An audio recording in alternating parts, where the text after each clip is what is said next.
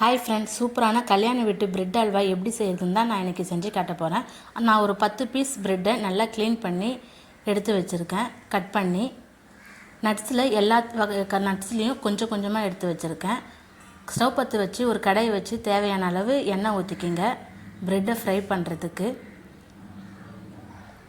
எண்ணெய் நல்லா சூடானதும் பிரெட்டுங்களை அதில் போட்டு ஃப்ரை பண்ணிக்கலாம்.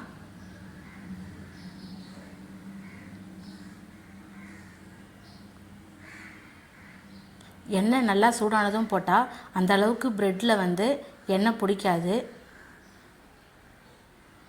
இதே மாதிரி கோல்டன் கலரில் வரும்போது எடுத்துக்குங்க. எல்லாத்தையுமே இதே மாதிரி போட்டு ஃப்ரை பண்ணி எடுத்துக்கலாம்.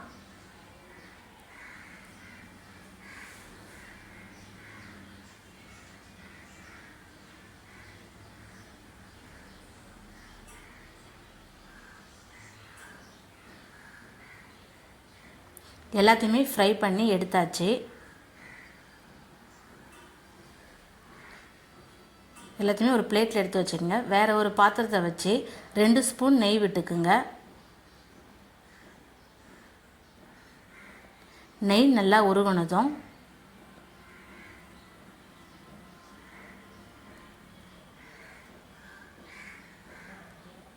எடுத்து வச்சுருக்க நட்ஸை அதில் சேர்த்து நல்லா ஃப்ரை பண்ணிக்கலாம்.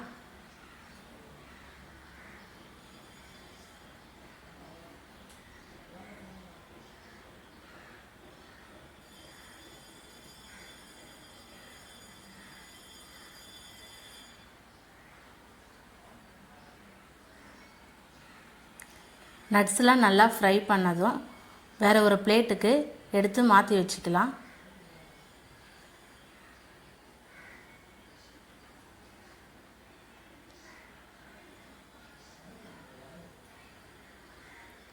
அந்த நெய்யிலேயே தேவையான அளவு சர்க்கரை, நான் ஒரு 5 ஸ்பூன் அளவுக்கு சர்க்கரை போட்டிருக்கேன். கொஞ்சமாக தண்ணி ஊற்றி நல்லா கொதிக்க வச்சுக்குங்க.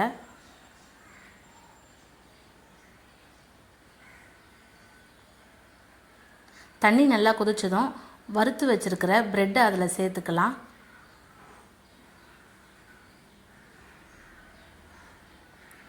நல்லா மிக்ஸ் பண்ணி மூடி வச்சுக்கலாம்.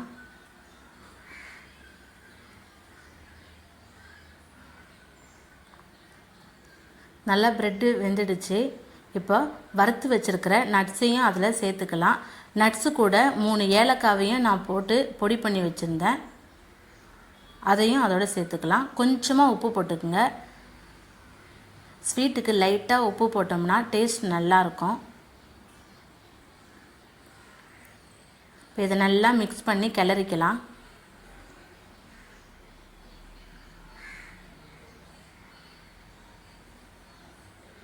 அந்த அளவுக்கு இதில் எண்ணெயே இருக்காது, கரெக்டான அளவில் இருக்கும். நீங்களும் இதே மாதிரி செஞ்சு உங்கள் வீட்டில் கொடுத்து பாருங்கள். டேஸ்ட்டு சூப்பராக இருக்கும். ரொம்ப லைக் பண்ணி விரும்பி சாப்பிடுவாங்க எல்லாருமே. அருள் குக்கிங் சேனலை லைக் பண்ணுங்கள், ஷேர் பண்ணுங்கள், சப்ஸ்கிரைப் பண்ணுங்கள். தேங்க்யூ ஃபார் வாட்சிங்.